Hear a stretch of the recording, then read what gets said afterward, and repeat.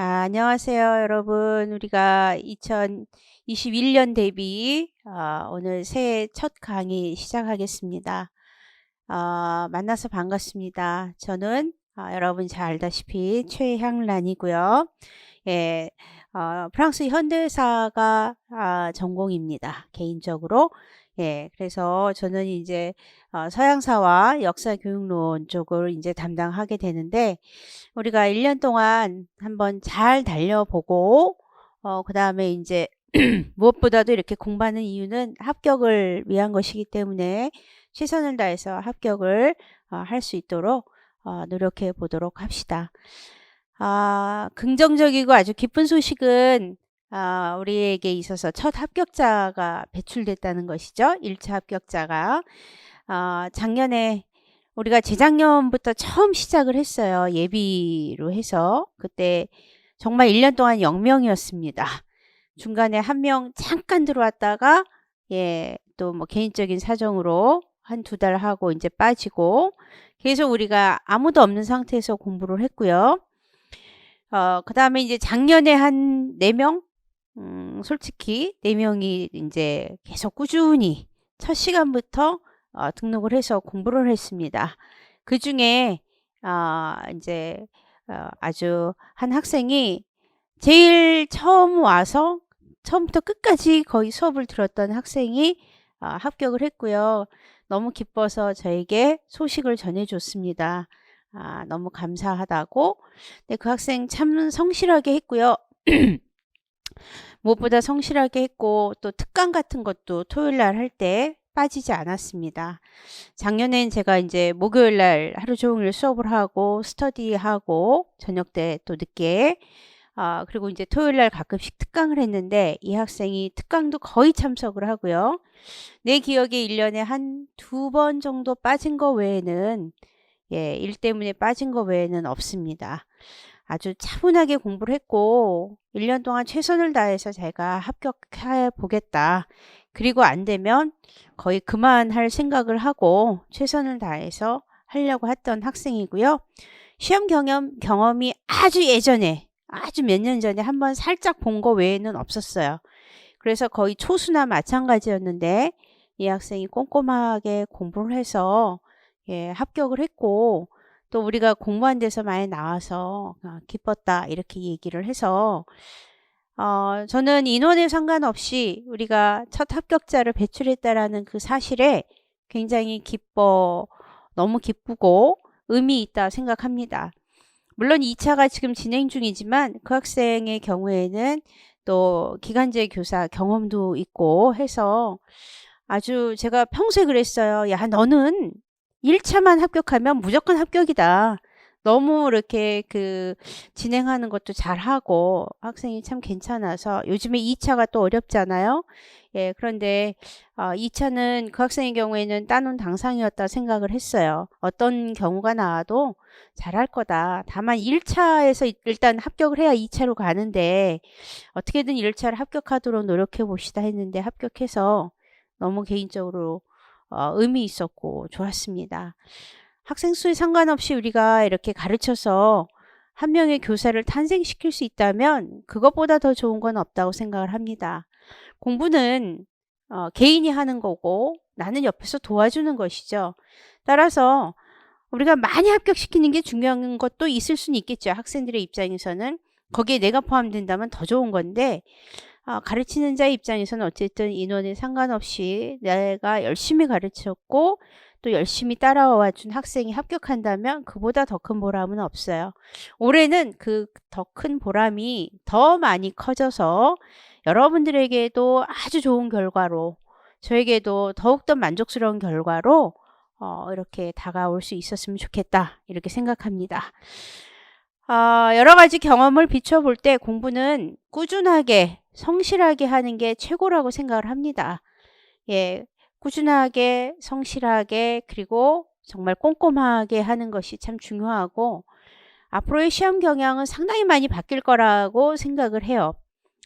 저희가 이제 작년에 4명 공부했던 학생들 겨울 이제 크리스마스쯤에서 한번 모였어요. 같이 밖에서 밥 먹으면서 이런저런 얘기했는데 안타깝게 1, 2점 차이로 요번에 좀 떨어져서 제 도전을 이제 하기로 했는데 그 학생들도 역시 합격을 할 거라고 보는데 올해는 어쨌든 새로운 경향으로 좀 더 폭넓게 그러면서도 구체적으로 꼼꼼히 공부한 학생들에게 앞으로 더 도움이 될 거다. 그리고 기존에 달달달달 외우는 식으로는 이제 더 이상 안 된다라는 걸 학생들도 많이 직감을 했다. 그런 이야기들을 우리가 이제 했는데 여러분들이 이제 앞으로 그래서 공부 방향들도 조금씩 바꾸고 기본적인 이해는 당연한 거죠. 당연한 건데 좀 더 폭넓게 좀 더 새로운 방향으로 공부를 하면서 이렇게 좀 체제 전환을 해야 여러분들에게 합격의 그 길이 더 가까워질 것 같다 이런 생각을 하고 있습니다. 따라서 우리가 이제 1, 2월에 기본적인 개론을 공부하게 되고요. 이 개론에서는 일반적인 걸 이야기하고 그 다음에 이제 역사적인 큰 흐름을 깨우친 다음에 이제 3, 4, 5월에 이제 심화 내용을 하게 돼요. 그래서 그때 교과서 내용도 다시 한번 살펴보고 또 이 논쟁거리가 될 만한 것들 그런 것들에 대해서 구체적으로 우리가 살펴보고요. 예, 그 다음에 이제 6, 7, 8월이 이제 기존의 기출문제라든가 저희가 냈던 모의고사 문제 한 3개월 코스로 그래서 2개월이 아니라 3개월 코스로 올해는 제가 조금 웬만하면 좀 바꿔봤고요. 그래서 그런 식으로 해서 우리가 전환을 하고 예상 문제 풀고 또 특강 정리하고 그 다음에 이제 정규 수업 외에 스터디 또 같이 하면서 하다 보면 충분히 합격할 거라고 생각하니까 차분하게만 잘 따라오시고 꼼꼼하게 정리하시면 좋겠습니다. 오늘 이제 우리 5시간 수업에서 앞에 한 3시간 정도 가까이는 우리 이제 바로 서양사 하고요. 그 다음에 이제 다른 나머지 시간에 이제 역사교육론 수업을 하도록 하겠습니다. 이제 주제에 따라서 어떤 때는 좀 역사교육론을 시간을 더 할 때도 있고요. 또 서양사를 더 할 때도 있는데, 예, 가능한 한 이렇게 시간을 좀 그런 식으로 분배를 해서 사용해 볼까 합니다. 자, 1강부터 시작해 보겠습니다. 폴리스의 성립과 그리스 민주정의 확립에서 나오는데요. 예, 교재 17페이지입니다. 저는 PPT 잘 안 씁니다. 예, PPT 쓰는 경우가 있긴 있어요. 예전에는 썼는데 PPT에 괜히 쓸데없이 시간이 많이 들이느니 저는 조금 그런 주예요. 내가 좀 더 자세하게 보고 좀 더 꼼꼼하게 가르치고 대신에 이제 지도라든가 좀 더 우리가 이렇게 가까이서 좀 봐야 될 것들 그런 것들은 PPT를 제가 사용하고요. 그렇지 않으면 가능한 한 교재를 보면서 같이 이렇게 이해해 보려고 합니다. 자, 먼저 이제 오리엔트 문명 이야기가 나왔어요. 서양의 문명은 기본적으로 우리가 오리엔트 문명을 본받아서 모방해서 했다라고 알고 있습니다. 근데 최근에는 이 오리엔트 문명과 관련한 부분들이 시험에 또 나오고 있다라는 것이죠. 기타 세계사의 일환으로서. 예, 어떻게 보면, 이거, 서양사하고는 상관없는데요. 이렇게 얘기할 수는 있는데, 서양사하고 100% 상관없는 건 아니죠. 예, 왜냐하면 이제 서양 문명이 본받아서 했고, 최근에는 어쨌든 고대 문제 같은 경우, 예전에 그리스, 로마가 주를 이루었다면, 요즘에는 그보다 더 윗의 시기, 혹은 또 동방 문명과 연관된 부분들이 시험에 나오기 때문에 이런 부분들도 좀 알아야 될 필요가 있습니다. 기원전 3000년경부터 이집트하고 메소포타미아 중심으로 해서 이제 이제 오리엔트 세계, 동방 세계 문명이 시작이 되죠. 그리고 이제 기원전 2000년경부터 해서 바빌로니아, 신왕국, 히타이트, 크레타 문명 등이 서서히 나타나게 되면서 국제사회가 만들어집니다.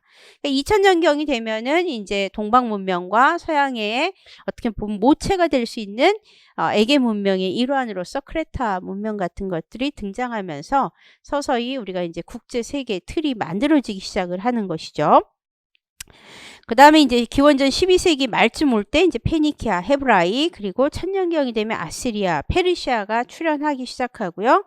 그 다음에 그 시기쯤 해서 이제 그리스 같은 경우 암흑 시대를 거치고 예, 이제 9세기 좀 지나면서 서서히 이제 뭐가 되느냐? 폴리스가 나타나서 우리가 알고 있는 이제 문명에 좀 더 가까운 세계들의 그 움직임이 형성이 됩니다. 먼저 이집트 문명은 환경적으로는 되게 폐쇄적 지형이고요. 그래서 아주 단조로운 정치 변천을 거칩니다. 우리가 이제 역사가 이루어질 때는 항상 지형적인 거하고 관련이 있어요. 이집트는 굉장히 폐쇄적이고 반면에 메소포타미아는 아주 개방적이다 보니까 폐쇄적인 곳은 침략을 잘 할 수가 없거든요. 그렇기 때문에 이제 왕조의 변천이 별로 없고요. 반면에 이제 메소포타미아 같은 경우는 이 많은 나라들이 또 문명이 변천이 되는데 그 이유는 개방적인 지형이다 보니까 침략이 아주 잦다라는 것이죠. 주로 이제 상왕국, 이 변천 31 왕조에서 이제 상왕국에서 시작을 하고요. 이 상왕국이 이제 고왕국으로 넘어가죠. 우리가 뭐 고왕국 시대에 뭐 어느 왕조냐 이건 중요하진 않아요. 다만 고왕국 시대에 삼왕조 시대가 좀 더 중심이 돼가지고 이집트 역사를 좀 더 확실하게 보여주는 시기로서 나타나게 됩니다. 이 고왕국 시대에는 멤피스가 수도 역할을 했고요. 그 다음에 요 시기에 이제 삼왕조 중심 그리고 이제 사왕조 시기가 되면 기자 혹은 기제라고 부르죠. 이 기자의 피라미드가 건설되는 시기가 요 시기입니다. 그 다음에 이제 중왕국 시기가 오게 되면 이 중왕국 시기는 이제 11왕조 때 이제 시작이 되고요. 요 때가 되면은 멤피스에서 수도를 테베로 바꾸게 됩니다. 그래서 테베가 이제 수도가 되게 되고요. 말하는 여기서 테베는 우리가 그 그리스 세계에서 말하는 그 테베 중간에 나오잖아요. 헬레니즘 거기가 아닙니다. 아시죠? 이름들이 조금 이렇게 같을 뿐이고요. 그 다음에 이제 요 시기에 힉소스, 아시아 계통의 힉소스의 지배를 좀 받으면서 잠시 조금 혼란을 겪게 됐고요. 그리고 이제 기원전 1580년부터 신왕국 체제로 넘어가게 됩니다.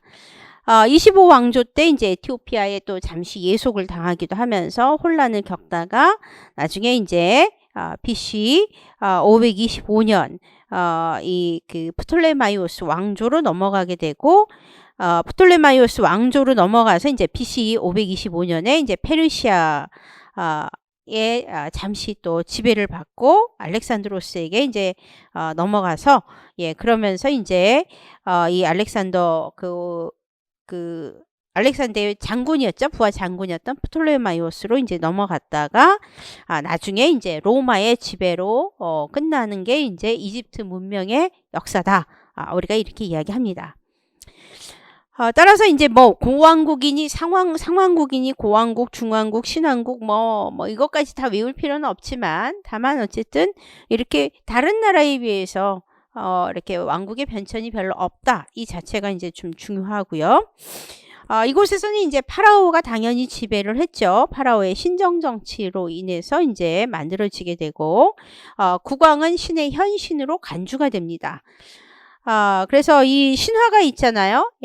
그 오시리스 그 신화가 있죠. 오시리스하고 이시스 부인이 그 두 사람이 이제 사는데 두 신이 사는 데 있어서 오시리스의 동생이었던 세트가 죽여가지고 그 부인이었던 이시스가 살려내려고 많은 노력을 하면서 결국은 이 내세 신앙, 부활 신화를 만들어내게 되죠. 그 오시리스하고 이시스의 아들이 바로 누구냐? 호루스. 이 호루스의 현신이라고 보는 게 화신이라고 보는 게 파라오죠. 그래서 이제 이 파라오 신화가 나타나요. 요즘에 우리가 이제 신화적인 것도 좀 알아야 되니까 기본적인 것도 조금 외우시기 바랍니다. 그래서 오시리스, 이 오시리스가 이제 농업의 신, 나일강의 신이거든요. 그리고 오시리스의 부인이 이시스고 이 둘이 이제 지배하는 체제에서 이 오시리스의 동생이 세트였는데 이 세트가 살해해서 이 사람을 죽이자 이시스가 쫓아다니면서 이 사람을 살려내기 위해서 애를 쓰고 결국은 이제 부활 신앙과 함께 내세 신앙을 만들어내죠. 이 두 사람의 아들이 호루스, 우리가 보통 매의 신이다 이렇게 부르는, 그리고 이 호루스의 이 둘의 아들이 호루스고 호루스의 현신이라고 화신이라고 보는 게 이 바로 이제 그게 파라오죠. 그래서 이러한 어떤 부활 신앙, 내세 신앙을 이들이 이제 기본적으로 갖고 있다. 이렇게 보는데, 예, 그래서 기본적으로 이제 이집트에서는 내세 신앙적인 요소가 상당히 강합니다. 이만큼 이 국왕은 파라오는 신의 현신으로 간주가 되기 때문에 막강한 권력을 누릴 수밖에 없었고요. 기본적으로 이론상으로는 그렇습니다. 국왕이 전 국토를 소유하면서 모든 경제 활동을 통제하는 그런 사회였습니다. 종교적으로는 태양신 라 혹은 레라고 하는 이 태양신을 숭배하고 있고요. 다신교 사회였죠. 다신교 사회였다가 나중에 이 그 아멘호텝 4세 때가 되면, 예, 아멘호텝 4세, 이거 이제 시험에 나왔었잖아요. 아멘호텝 4세 때 아멘호텝 4세 때 이 그 다신교 사회에서 뭐로 바꾸냐? 일신교 사회로 바꾸죠. 그래서 태양신 아톤을 섬기는 거로 해서, 예, 그리고 자기 자신을 이크나톤이라고 이렇게 부르게 되는, 예, 그런 어떤 체제를 만들어내게 됩니다. 그러면서 이제 수도를 이 사람 때 이제 바로 테베에서 아마르나라는 곳으로 이제 수도를 바꾸죠. 예. 수도를 이전하게 되죠. 그래서 수도가 테베였다가 바로 어디로 옮기냐? 아마르나. 아마르나라는 도시를 건설을 해서 이곳으로 수도를 옮깁니다. 예, 그러면서 이제 이 아마르나에서 좀 더 이집트의 그 문화가 아주 굉장히 획일적인, 어떻게 보면은 고정적인 그런 문화였는데, 여기에다가 좀 역동성 있는 자연주의, 생동감이 있는 그런 어떤 표현을 집어넣어서 조금은 다른 양식을 만들어내요. 그것을 우리가 뭐라고 부르냐면 아마르나 양식이라고 해서, 요게 이제 재작년 시험 문제로 나왔던 것이죠. 예, 그래서 우리가 기본적으로 이집트는 왕조의 변화가 없고 그만큼 왕권이 강력하다라는 거, 내세 신앙을 강조하는데, 그래서 다신교 사회였지만 중요한 건 요 사람 때 이제 일신교로 싹 바꾸고 수도를 새롭게 아마르나라는 것을 만들어 가지고 천도한 다음에 그곳을 중심으로 문화 양식이 발전하는데, 이걸 아마르나 양식이라고 한다. 예, 이런 거 정도는 좀 알 필요가 분명히 있습니다. 이런 이 이집트는 종교적으로 다신교 사회이고 내세적, 낙관적 경향을 상당히 많이 보여주고 있습니다. 우리가 내세적이라는 걸 볼 수 있는 게 바로 미라, 그리고 이제 사자에서, 그리고 오시리스 신화 같은 게 있습니다. 또 신성 문자인 상형 문자를 사용했죠. 그래서 상형 문자는 보통 일반인이 쓰는 그 문자가 아니고 주요 그 제사장이라든가 혹은 그 왕족들만 쓰는, 예, 그런 문자가 상형 문자였었죠. 자, 이러한 것이 이제 아멘호텝 4세, 기원전 14세기 때 일신교 사회로 전환을 하기도 했다라는 정도만 이집트 문명에 대해서 아시면 되겠습니다.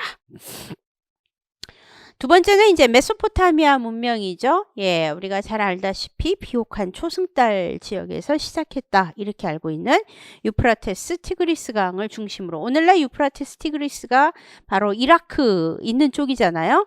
예, 그쪽에서부터 이제 시작을 했는데, 개방적 지형이고요. 교역이 상당히 성행했고 정치적 변동이 심합니다. 정치적 변동이 심하다는 건 뭡니까? 말 그대로 언제 어느 때 누가 쳐들어올지 모르는 거기 때문에 당연히 그 종교도 내세적인 종교가 발달하는 게 아니라 현실적이죠. 왜냐하면 내가 언제 죽을지 모르니까 현재 잘 살고 잘 먹고, 이게 중요해요. 그래서 아주 현실적인 종교 체제로 바뀝니다. 이들의 문화의 시작은, 물론 그 전부터 문화가 있긴 있었지만 본격적인 문화의 시작은 수메르 문명에서 시작을 합니다. 그래서 수메르 문명이 역사에서 아주 중요한 위치를 차지하고 있습니다. 이 수메르 문명이 기원전 3000년경에 시작됐다, 이렇게 보고 있고요. 이때 이제 유명한 게 우르남무, 예, 우르 지역에서 이제 시작을 하기 때문에 우르남무 법전이 유명합니다. 이 우르남무 법전을 나중에 조금 개정하고 보완해서 만든 것이 나중에 함무라비 시대의 함무라비 법전이죠. 바빌론 때. 이 수메르 문명을 지나서 아카드인이 잠시 지배를 하게 되고요. 그 다음에 그 시대 또 지나서 이제 아무로인이 그 통치하는 시대가 옵니다. 이 아무로인이 중심이 돼서 통치하던 시대가 바빌로니아 왕국이라고 부르고요. 예, 요때 이제 중심 인물이 바로 함무라비 대왕이었습니다. 그래서 함무라비 법전이 이후 시기에 이제 편찬이 됩니다.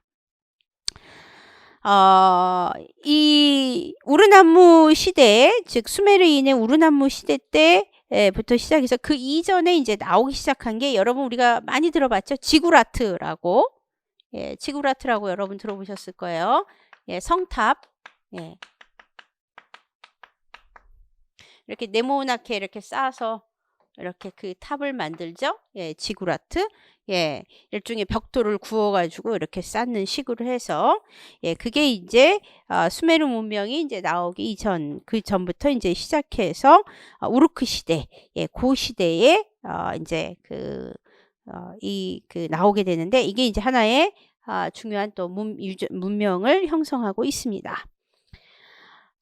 이 함무라비 이제 그 바빌로니아 왕국 시대에는 이제 이 함무라비 법전이 유명한데 함무라비 법전 워낙에 유명하죠. 예, 일종의 이제 어떻게 보면 보복형이다 뭐 이런 이야기도 있는데 예, 그 함무라비 법전에 보면 남을 사형에 처해야 한다고 고발한 자가 입증 못하면 역시 고발인을 사형에 처하고 그 다음에 이제 또 자유인의 눈을 뺀 자는 눈을 빼고 눈에는 눈, 이에는 이 뭐 이렇게 이야기하는 게 이제 함무라비 법전이죠.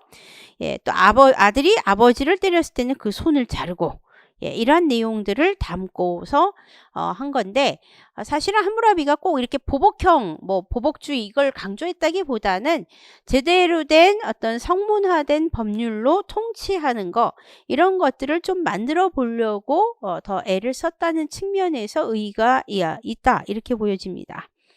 이 함무라비 시대에는 그 전에 이제 여기도 다신교예요. 예, 신들이 굉장히 많았거든요. 근데 이제 이 함무라비 왕 같은 경우에는 바벨론의 신이었던 그 전까지는 별로 중요하지 않았던 신이 하나 있어요. 그게 마르둑이에요. 마르둑 이름 들어보셨을 겁니다. 예, 혹시 모르니까 이런 것도 혹시 시험에 나오면 또 안 되니까 마르둑 이래서 이 마르둑을 최고의 신으로 만들면서 이 사람이 어떻게 보면 종교적인 국면 전환을 통해서 이 통일을 하게 되고요. 그러면서 종교를 관장하고 자기의 권위를 높이는 그러한 대왕이었다. 이렇게 이야기할 수 있습니다. 이런 메소포타미아 문명은 전제 정치를 행하게 되죠. 이집트 문명처럼. 전제 정치라는 게 뭡니까? 왕권이 좀 더 강력해서 왕이 자의적으로 권력을 휘두르는 체제를 갖춰오죠. 그래서 일반적으로 우리가 이집트 문명이든 메소포타미아 문명이든 일반적으로 동방 문명은 자의적인 전제 정치 왕권이 상당히 강하다 이렇게 이야기를 하게 되고요. 국왕은 신의 대리자로 간주합니다. 약간 차이가 있죠. 이집트는 신의 화신이야. 반면에 여기는 신의 대리인이기 때문에 이집트보다는 약간 왕권은 약해요. 약하지만 그러나 서양에 비하면 상당히 강력한 왕권을 갖고 있는 게 이제 동방 문명이다. 이렇게 얘기할 수 있습니다. 다만 다른 점은 이집트는 아까 국토가 이론적으로 기본적으로 왕의 것이다. 모든 것이 다 왕의 것이다. 이거였는데 이란 메소포타미아에서는 개별 소유가 존재합니다. 예, 그래서 재산 상속과 매매가 가능했다 이렇게 보고 있고요. 그다음에 다신교 사회로서 현실적이고 동시에 아주 세속적이고 비관적입니다. 왜냐하면 아까 말한 대로 침략이 많기 때문에 언제 어느 때 침략당해서 죽을 줄 모르고 그래서 되게 조금은 비관적인 경향이 상당히 강하고요. 그 다음에 이제 내세보다는 현세 사상이 강해서 이것을 대표하는 그 신화가 어떻게 보면 신화적인 내용으로 볼 수 있는 게 이제 길가메시 서사시 작품이 있죠. 예, 길가메시 서사시. 이 길가메시 왕 이름이잖아요. 예, 길가메시라는 신의 노여움을 산 길가메시가 이 길가메시를 응징하러 예, 괴력의 사나이가 이제 그 신들에 의해서 파견돼서 이제 오게 되는데 오히려 이 길가메시 왕하고 친구가 돼요. 그래서 되게 이 길가메시가 나름대로 마음을 터놓고 잘 지냈는데 이 친구가 죽게 되자 이 친구를 살려야겠다라는 생각에 또 자기도 불사 영원히 죽지 않는 그 열쇠를 찾아 헤매다가 결국은 이게 이제 실패하게 되죠. 그리고 이제 자신도 결국은 죽음을 맞이하게 되는데 그때 한 이야기를 듣게 되죠. 현실에 즐겁게 사는 것이 더 중요한 거 아니냐. 이러면서 모든 걸 다 포기하게 되고 현실에 좀 더 적응하게 되는 자기의 그 삶에 순응하는 그런 모습을 보여주는 그 내용을 담고 있는 게 길가메시 서사시예요. 우리가 나중에 이제 사료 같은 거 좀 더 자세하게 볼 때 요 길가메시 서사시 당연히 보게 되는데 그러한 내용들을 담고 있는 것으로 봐서는 말 그대로 메소포타미아 문명은 현실을 좀 더 강조하는 중요하게 생각하는 모습을 보여주고 있다라는 것이죠. 그 다음에 이제 이집트가 태양력을 사용했다면 이제 이 메소포타미아는 태음력을 사용하고 있고요. 그 다음에 이제 설령 문자, 우리가 쐐기 문자라고 보통 이야기하죠. 진흙 점토판 이렇게 구워가지고 이렇게 쓰는. 그리고 이제 60진법을 사용했던 곳이 바로 메소포타미아 문명입니다. 따라서 같은 동방 문명이라 할지라도 이집트와 메소포타미아는 좀 현실적으로 다르다라는 것이고요. 어쨌든 이집트가 어떤 문명의 특징을 갖고 있는지, 메소포타미아가 어떤 문명의 특징을 갖고 있는지, 그 다음에 이집트를 대표하는 어떤 신화적인 이야기, 또 메소포타미아를 대표하는 신화적 이야기, 그런 것들에 대해서는 분명히 좀 알고 있어야 된다라는 것이죠. 그 다음에 이제 동부 지중해 지역에서는 대표적인 그 나라가 이제 세 나라가 있죠. 히타이트와 페니키아, 헤브라이가 있습니다. 히타이트 우리가 잘 알다시피 최초로 철기를 사용한 민족이죠. 소아시아 지역에서 발흥했다 이렇게 얘기하고 있어요. 그래서 오늘날 그 시리아나 뭐 이런 요 근처 요쪽에서 이제 시작을 했고요. 국왕이 이제 귀족 중에 강자로서 좀 군림했다 이렇게 얘기합니다. 그래서 우리가 동방은 아까 말한 대로 메소포타미아나 이집트는 국왕의 현신이다 혹은 뭐 대리인이다 이런 식으로 이렇게 인정을 하지만 여기는 거기에 비해서는 좀 왕권이 약하죠. 약한 편이고 그래서 조금은 독특한 부분을 갖고 있고요. 이 히타이트는 전차를 사용했습니다. 이 전차를 사용해 가지고 전차 사용을 많은 사람들에게 이제 전파시켰죠.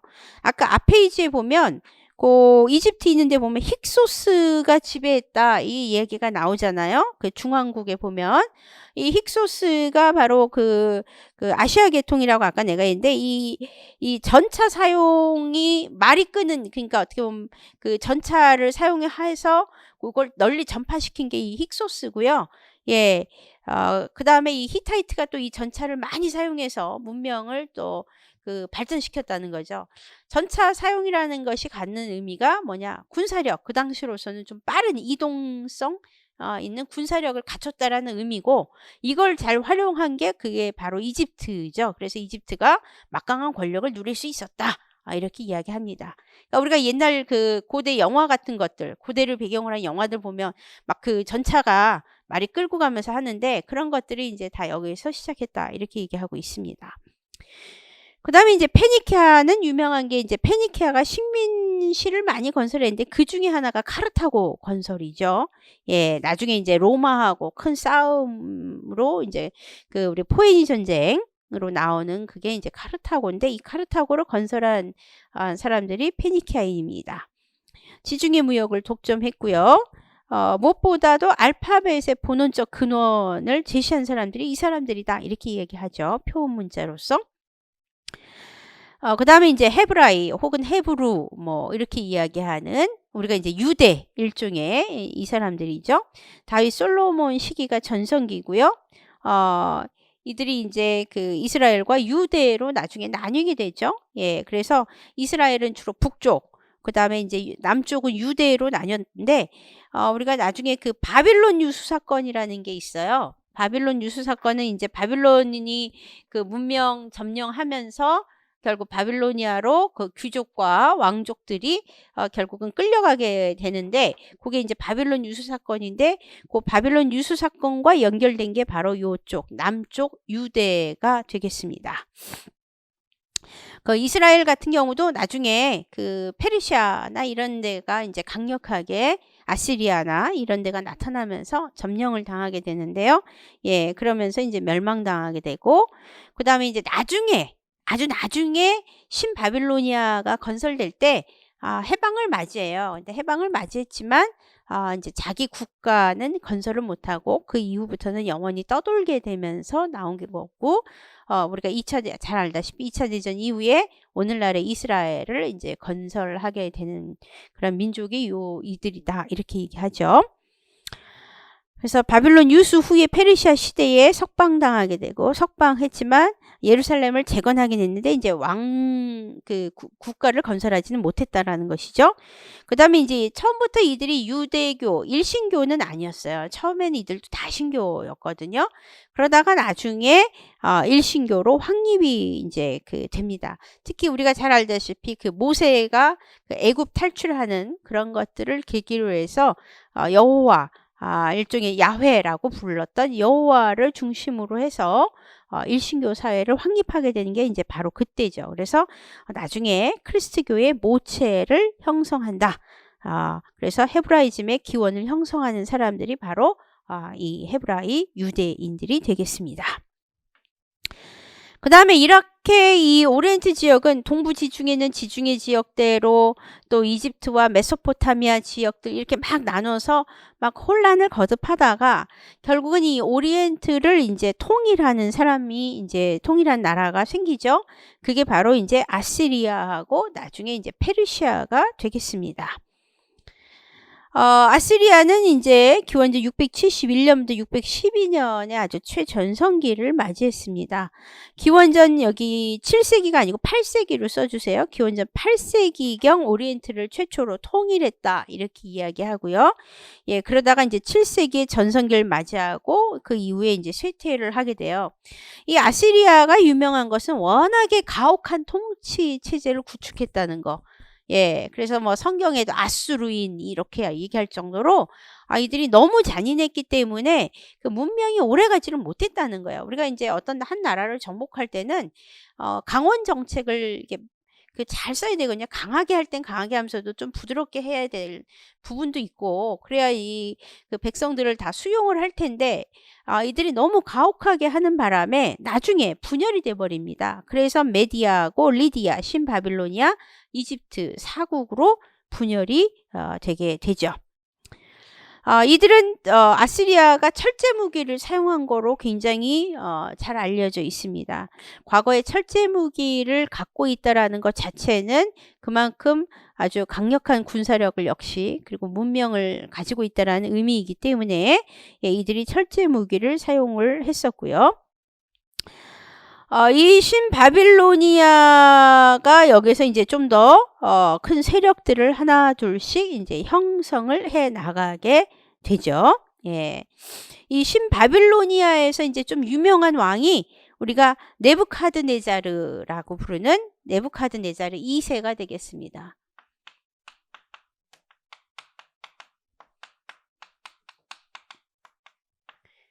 성경에 보면 느부갓네살 왕이라고 해서 나오는, 요 네부카드네자르가 바로 이제 바빌론을 수도로 해가지고 이제 통치를 하게 되는데요. 이 사람 때 일어난 게 그게 아까 말한 바빌론 유수 사건이 되겠습니다. 아까 뭐라고 그랬냐면 헤브라이가 나중에 둘로 나뉜다 그랬잖아요. 북쪽은 이스라엘, 남쪽은 유대로. 그래서 남쪽 유대가 멸망당하면서 끌려간다, 이렇게 했는데 그게 바로 요 사람 시기죠. 신바빌론. 예.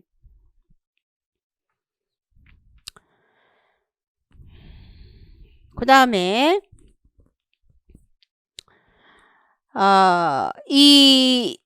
이들이 이제 사국으로 분열되고 이제 또 혼란을 겪는 가운데서 이제 잠시 좀 이렇게 소강 상태를 보이다가 나중에 이제 페르시아가 아케메네스 왕조를 형성하면서 좀 더 이 오리엔트를 통일하게 돼요. 올해 그 임용은 아니지만 수능에 바로 요 아케메네스 왕조 시험이 나왔죠. 키루스 대왕이라고 해서 예. 사료까지 동원해 갖고 나왔단 말이에요. 예, 아주 그래서 이제는 정말로 우리가 좀 더 고대 시대 동방과 관련한 사료들도 좀 많이 봐야 되겠구나 그런 생각이 들 정도였습니다.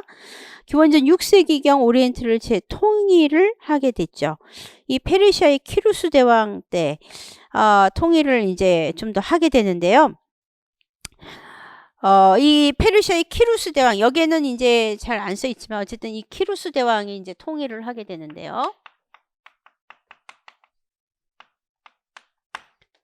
이 키루스 대왕이 메디아, 원래는 이 메디아의 그 어떻게 보면 일종의 신학격처럼 예, 조공을 바치던 그런 인도 유럽어족의 페르시아를 구성하고 있었어요.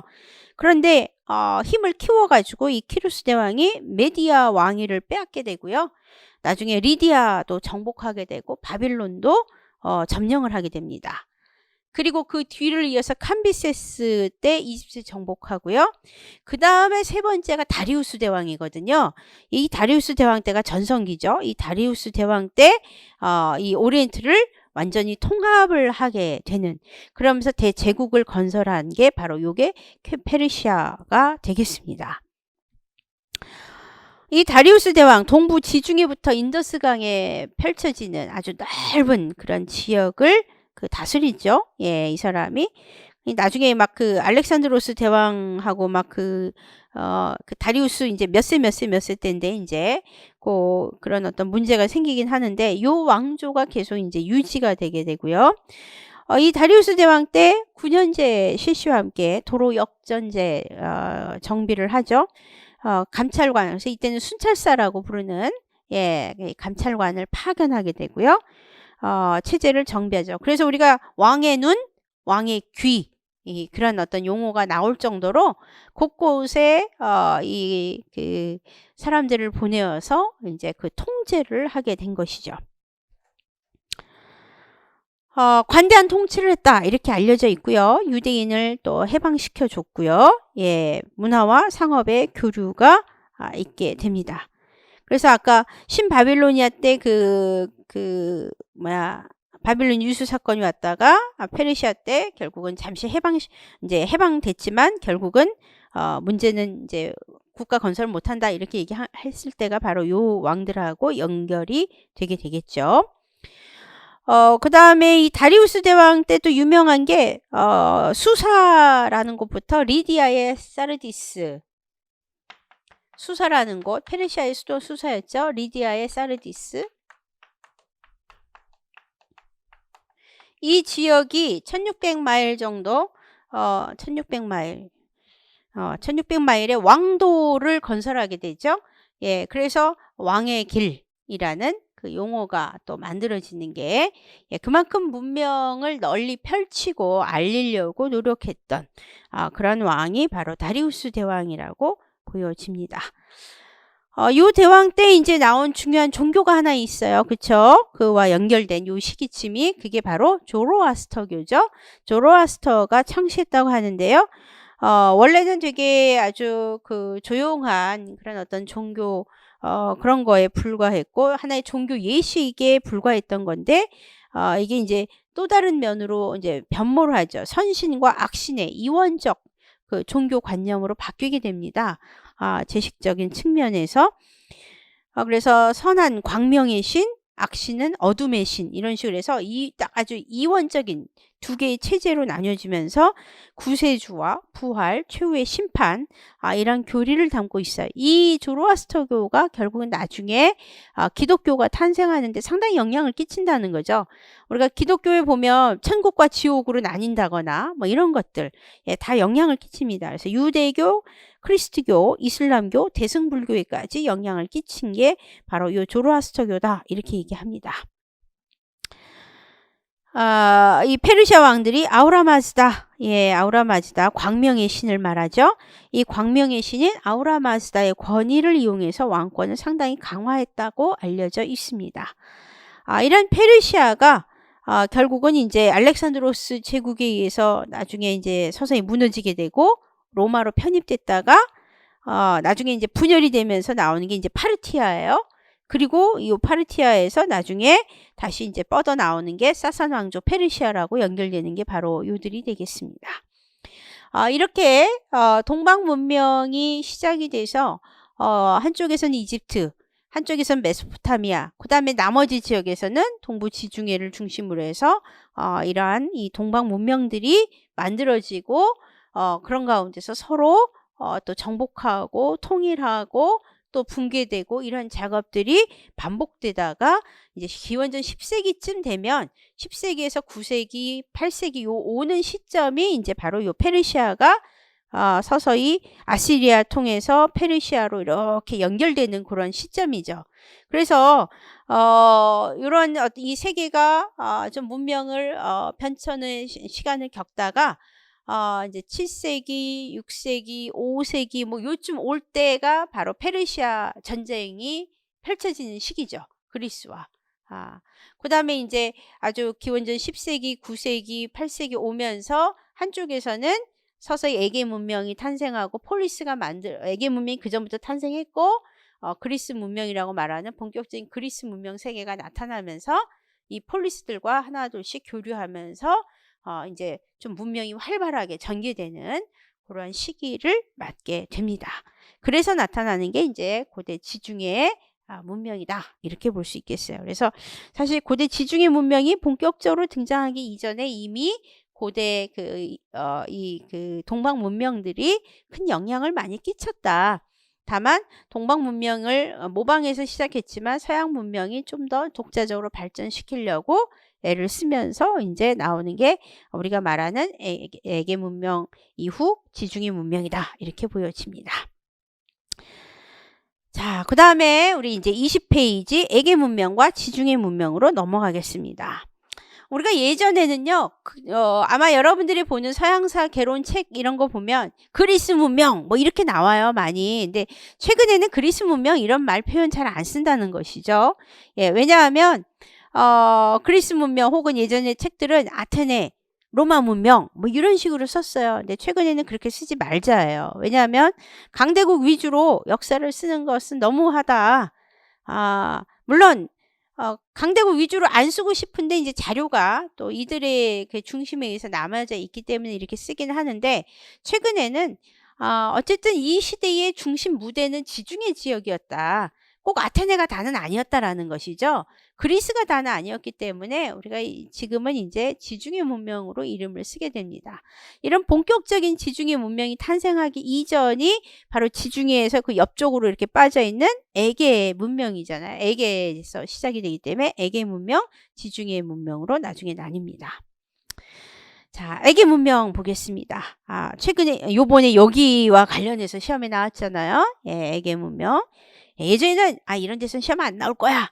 예, 이랬어요. 보통 아테네만 본격적으로 막 하면서 했는데 지금은 이제 너무 많이 나왔기 때문에 안 나온 곳을 이제 많이 내주려고 하기 때문에 이제 이런 쪽도 상세하게 좀 알 필요가 있습니다. 지중해 문명이 발생하기 이전 청동기를 바탕으로 해양 문명인에게 출현한 게 에게 문명입니다. 이 에게 문명은 동방 문명을 본받아서 시작을 하거든요. 예, 전제군 주제가 좀 발달을 했고요. 오리엔트 문화를 지중해 세계에다가 전달을 하게 됩니다. 그러니까 동방 세계가 있고 가운데 에게가 있고 그 옆에가 이제 그리스와 함께 아래쪽에 이제 지중해잖아요. 문명의 전환이 이렇게 가는 것이죠. 자, 맨 처음에 이제 일명 이 에게 문명은 크레타, 미케네, 트로이 세 문명으로 포함됩니다. 근데 보통 미케네, 트로이 우리가 엄밀히 말하면 구분이 돼야 되는 거고요. 우리가 서양사 개론 책에는 보통 두 개로 나오죠. 미케네, 크레타하고 뭐로 같이 나오냐면 그냥 미케네, 트로이 포함한 미케네 이렇게 해서 나오는데 원칙적으로는 좀 차이가 있습니다. 예, 크레타 문명 일명 미노아 문명이죠. 예. 요번에 이걸 몰라갖고 못 쓴 학생들이 있는 거야. 예, 미노아, 미노스, 예, 그 이야기잖아요. 뭐 엄마가 에우로페, 그래서 에우로페, 유럽이라는 이름이 에우로페에서 나온다. 뭐 이런 이야기가 나오는, 예. 이 크레타, 일명 미노아 문명이죠. 크레타 문명은 기원전 2000년경에 이제 발전했다라고 얘기하고 있고요. 크노소스 궁전으로 아주 유명하죠. 이 크노소스 궁전, 이 지역 이름이잖아. 그래서 요번에 시험 쓸 때 뭐 쓰는 거냐? 요거 쓰는 거가 나왔죠? 시험에. 예, 크노소스. 크노소스 혹은 크노소스 상관없습니다. 예, 발음을 강하게 하느냐 아니냐의 차이인데요. 책마다 내가 고대 책들을 봐도 어떤 책에서는 크노소스, 어떤 책은 크노소스 이러는데 그거는 뭐 큰 차이는 없는 것 같아요. 예, 크노소스 혹은 크노소스.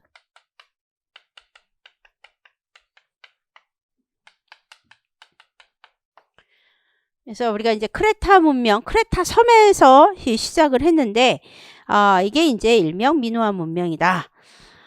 크노소스 궁전, 우리가 일명 뭐로 알려져 있냐면 크노소스 궁전이 미궁으로 알려져 있죠. 미궁. 예.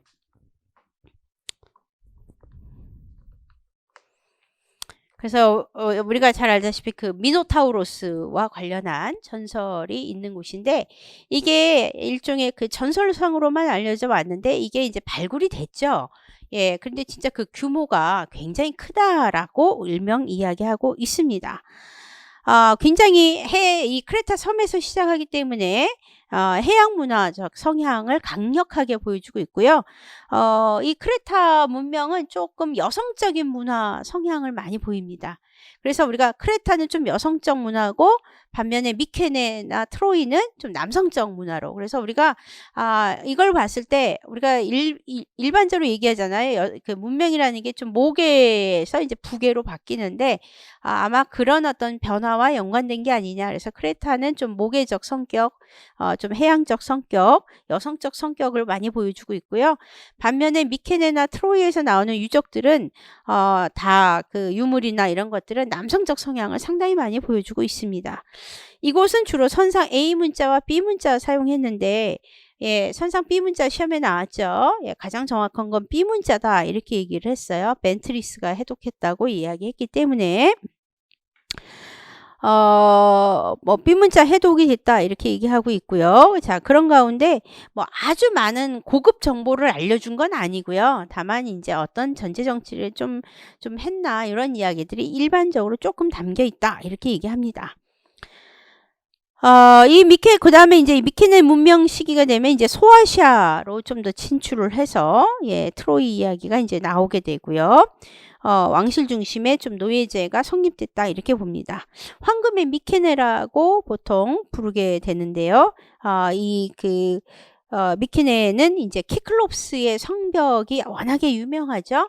예, 키클롭스 혹은 키클로프스 뭐 이렇게 되는데 예, 키클롭스 성벽 그리고 사자의 문 그리고 원형 분묘가 유명한 게 바로 그 미케네가 되겠습니다. 그래서 우리가 제일 처음에 이제 크레타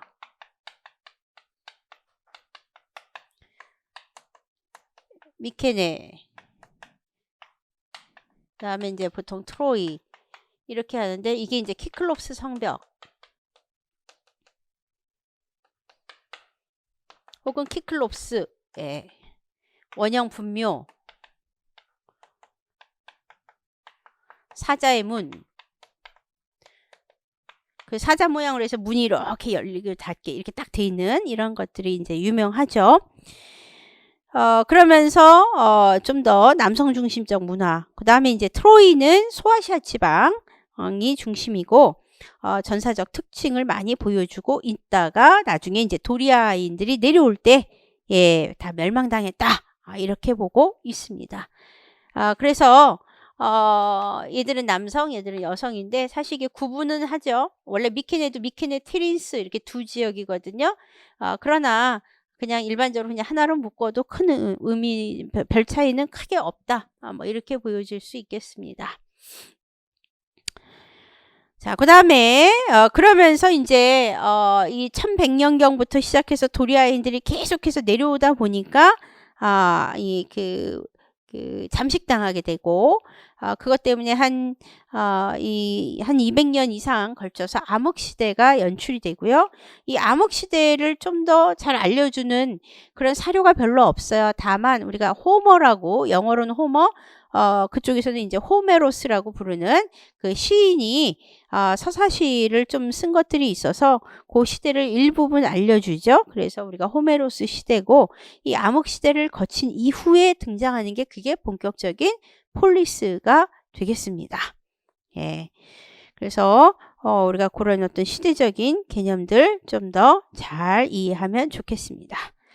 그래서 우리가 아까 이제 제일 먼저 동방문명 이야기했고, 그 다음에 이제 동방문명의 영향을 받아서 등장하는 게 에게문명. 이 에게문명, 우리가 이게 이 큰 틀에서 이걸 에게문명이다. 예, 이렇게 얘기하죠. 에게문명.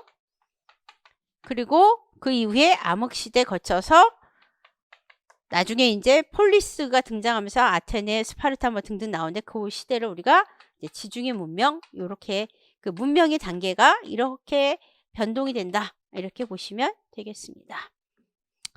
그래서 엄밀히 이게 따지면은 딱 그렇다는 거와 그 다음에 요와 관련된 그 신화적인 이야기들이 좀 있으니까 그런 것들을 조금 아시면 좋겠다. 이렇게 얘기할 수 있겠죠. 요번에도 이제 요 크레타, 요 미궁 크노소스하고 관련해서 이제 그 파리의 여인이라고 부르는 그런 작품들이 그 시험에 나왔었잖아요. 예, 그래서 그런 것들 내용들이 뭐가 있는지 좀 아시면 좋겠다. 이런 생각이 듭니다. 조금 쉬시고 10분 쉬시고 우리 그다음 폴리스의 성립과 발전부터 본격적으로 아테네 이야기들 살펴보겠습니다.